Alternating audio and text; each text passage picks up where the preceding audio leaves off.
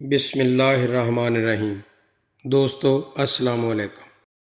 ابو بصیر سے منقول ہے کہ میں نے حضرت امام جعفر صادق علیہ السلام کی خدمت میں عرض کیا، یا ابن رسول اللہ، آپ مجھے عذاب خداوندی سے ڈرائیں کیونکہ میرا دل بہت سخت ہو گیا ہے۔ آپ نے فرمایا، اے ابو محمد، تیار ہو جا لمبی زندگی کے لیے جسے آخرت کی زندگی کہتے ہیں اور جس کی کوئی انتہا نہیں ہے، تو اس زندگی کی فکر کر اور تیاری کر، کیونکہ ایک روز جبرائیل رسول اللہ صلی اللہ علیہ وسلم کی خدمت میں غمگین اور رنجیدہ حاضر ہوئے، حالانکہ قبل ازیں وہ خندہ اور مسرور آیا کرتے تھے۔ آن حضرت صلی اللہ علیہ وسلم نے اسے دیکھ کر فرمایا، اے جبرائیل، تجھے کیا ہو گیا ہے؟ آج تو غمگین اور ناراض دکھائی دیتا ہے۔ تو جبرائیل نے عرض کیا، وہ دھون کنی جو جہنم کی آگ کو بھڑکانے کے لیے دھونکی جاتی تھی، آج اسے ہٹا کر رکھ دیا گیا ہے۔ ان حضرت صلی اللہ علیہ وسلم فرمانے لگے، جہنم کی دھون کنی کیا ہے؟ جبرائیل نے عرض کیا، یا محمد صلی اللہ علیہ وآلہ وسلم، اللہ تعالیٰ کے حکم کے مطابق 1000 سال تک اس دھون کنی کے ساتھ جہنم کی آگ کو ہوا دی گئی، یہاں تک کہ وہ سفید ہو گئی۔ پھر 1000 سال تک اس آگ کو ہوا دی گئی، یہاں تک کہ وہ سرخ ہو گئی۔ پھر 1000 سال تک اسے پھونکا گیا، یہاں تک کہ وہ سیاہ ہو گئی، اور اب وہ بالکل سیاہ اور تاریک ہے۔ اگر ایک قطرہ زری کا اس دنیا کے سمندروں میں ڈالا جائے تو یہ تمام دنیا اس کے ایک قطرہ کی گندگی سے ختم ہو جائے، اور اگر 70 گز لمبی زنجیر جو جہنمیوں کے گلے میں ڈالی جاتی ہے کا ایک حلقہ اس دنیا پر رکھ دیا جائے تو اس حلقے کی گرمی سے یہ تمام دنیا پگھل جائے، اور اگر دوزخیوں کے کرتوں میں سے ایک کرتا زمین و آسمان کے درمیان لٹکا دیا جائے تو یہ تمام دنیا اس قمیض سے نکلنے والی بدبو سے ہلاک ہو جائے گی۔ جب جبرائیل علیہ السلام نے یہ بیان کیا تو جبرائیل اور رسول اکرم صلی اللہ علیہ وآلہ وسلم نے گریہ کیا۔ پس حق تعالیٰ نے یہ دیکھ کر ایک فرشتہ آپ کی طرف بھیجا۔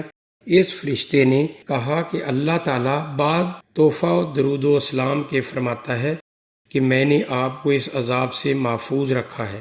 اس کے بعد جب بھی جبرائیل آپ کی خدمت میں حاضر ہوتے، خوش و خرم آتے۔ ایک حدیث میں ہے کہ امام جعفر صادق علیہ السلام سے منقول ہے کہ رسول اکرم صلی اللہ علیہ وآلہ وسلم نے فرمایا، جب میں شب معراج آسمان اول پر پہنچا تو میں نے جس فرشتے کو دیکھا وہ خوش و خرم نظر آیا، مگر ایک فرشتہ ایسا دیکھا کہ میں نے اس سے عظیم تر فرشتہ کوئی نہ دیکھا تھا۔ اس کی شکل سے ہیبت اور غیظ و غضب کے آثار نمایاں تھے۔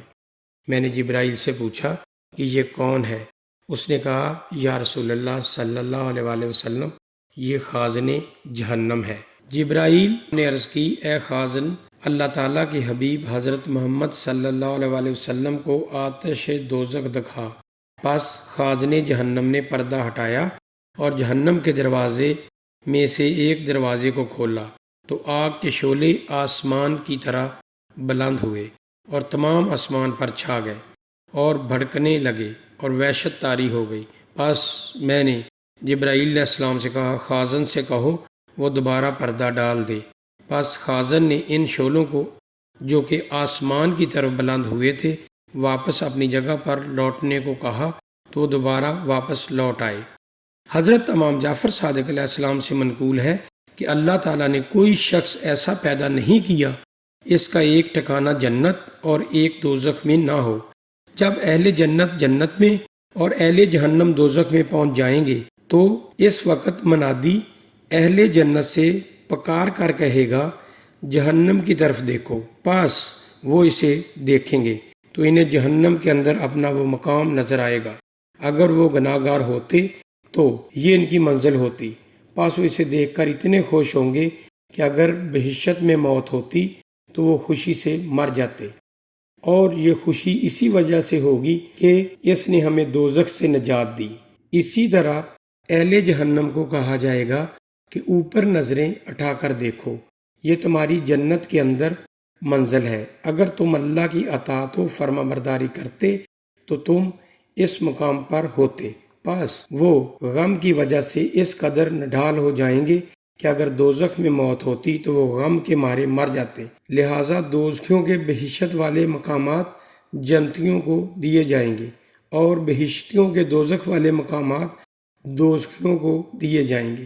یہی اس آیا کی تفسیر ہے جس میں اہل بہشت کی شان میں کہا گیا ہے یہی ان کے وارث ہیں جو کہ بہشت کو بطور میراث حاصل کریں گے۔ والسلام، پھر حاضر ہوں گے۔ خدا حافظ۔